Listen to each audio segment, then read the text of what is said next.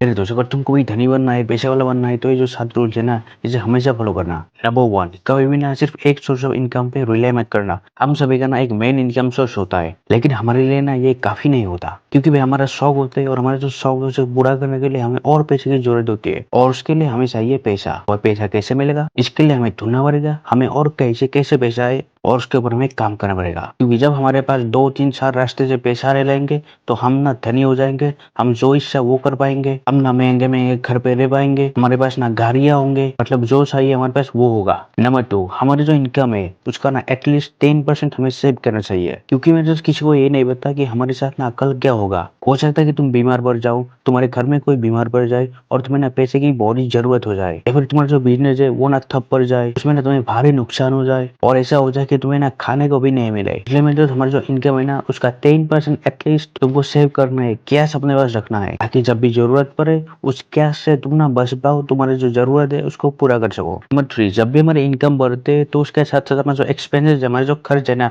उसको मत बढ़ाओ। हम में से बहुत सारे लोग हैं जिनको ना ये सबब हो जाते, तब भी हमारे पास पैसा आते तो हम ना उसको उड़ा देते। अगर हमारे पास एक महीने में 10,000 आते तो उसका नाम 5,000 से अगर उड़ा देते। टाइम के साथ साथ जब हमारा इनकम बढ़ता है तो 1 लाख होता है, 2 लाख हमारा इनकम होता है, वहां से ना 70,000 80,000 फिर 2 लाख हुए तो 1.5 लाख 1,07,000 हम ना उड़ा देते हैं, क्योंकि हमारे पास इनकम ज्यादा आ रहे हैं तो हम ना खर्च भी ज्यादा कर रहे हैं। मेरे दोस्त ऐसा नहीं करूंगा, अगर ऐसा करोगे तुम ना मेरे दोस्त कर्ज में जाओगे, भिखारी बन जाओगे। इसलिए मेरे दोस्त क्यों इन्वेस्ट अभी बहुत ज्यादा करोड़ों करोड़ों में रुपए नहीं है, इसलिए जितना तुम्हारा कर्ज होना चाहिए सिर्फ उसी को ही करो। अगर मेरे दोस्त तुमको एक चीज खरीदना है ना, तो ऐसा एक रूल बना कि उस चीज को ना तुम 2 बार खर्च सको। जब तुम्हारे पास इतना पैसा हो जाए तभी उस पैसे को खर्च करो। उदाहरण के लिए तुम्हें एक 2 करोड़ का कार खरीदना है, तो मेरे दोस्त जब तुम्हारे पास 5 करोड़ 6 करोड़ हो जाए ना, तभी इस कार के बारे में सोचना। नंबर 4, तुमको ना एक मनी माइंडसेट करने की डेवलप करने की बहुत ही ज्यादा जरूरत है, क्योंकि मेरे दोस्त हमारे देश में ना अभी 90 से 80% लोगों को यही नहीं पता कि पैसे को ना खर्च किस तरह से किया जाता है, पैसे को ना कैसे संभाल कर रखते हैं। लोगों को ना इसके बारे में कोई नॉलेज ही नहीं है। ये नॉलेज इसलिए भी नहीं है क्योंकि ना उनको ये घर में सिखाया जाता है, ना स्कूल में सिखाया जाता है।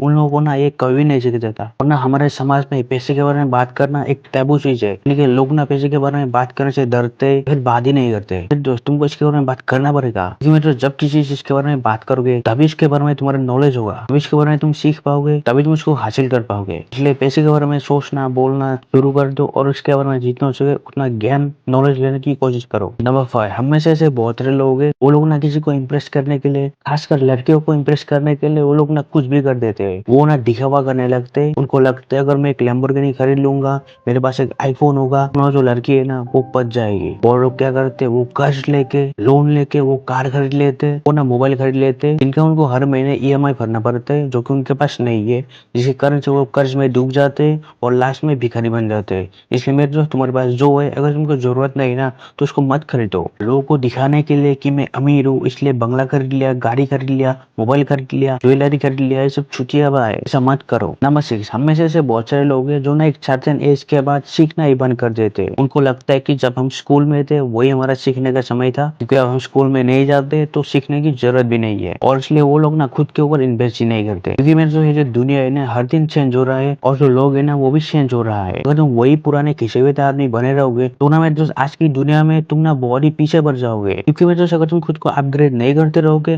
तो ना मेरे दोस्त तुम डाउनग्रेड हो जाओगे। हमारा जो फोन है ना वही टाइम टू टाइम में अपग्रेड होता रहता है, अपडेट आता रहता है। अरे भाई तुम क्या कर रहे हो, तुम खुद को अपडेट ही नहीं कर रहे हो, ये कैसे चलेगा। नंबर 7, उधार लेना बंद कर दो। हम में जैसे बहुत सारे लोग हैं ना, वो गलत गलत समय में गलत गलत तरीके के उधार ले लेते हैं, इनके बारे में उनका जो परिवार है ना उनको भी भुगतना पड़ता है, और जिसने उधार लिया था उनको भी भुगतना पड़ता है। इसलिए जो उधार लेना है ना, इसको जितना हो सके उतना कम कर दो। अगर हो सके तो उधार लो ही मत। जो चीज तुम नहीं खरीद सकते उसको ना उधार लेके मत खरीदो। अगर मैं तुम्हारे घर में किसी को बहुत ज्यादा बीमार हो गए, तब ना उधार लेने के बारे में तुम सोच सकते हो कि वो जो आदमी है ना वो बहुत ज्यादा इंपॉर्टेंट है, अगर वो मर गया तो तुम्हें दुख होगा, तुम्हारा जो परिवार है ना वो खत्म हो जाएगा, अब तुम उधार ले सकते हो। लेकिन अगर तुमको एक गाड़ी खरीदना है, मोबाइल खरीदना है, उसके लिए तुम भाई उधार ले रहे हो, तो मेरे दोस्त तुमसे ज्यादा छुचिया इस दुनिया में और कोई नहीं है। इसलिए उधार से, डेब्ट से, कर्ज से, लोन से जितना हो सके उतना दूर रहो।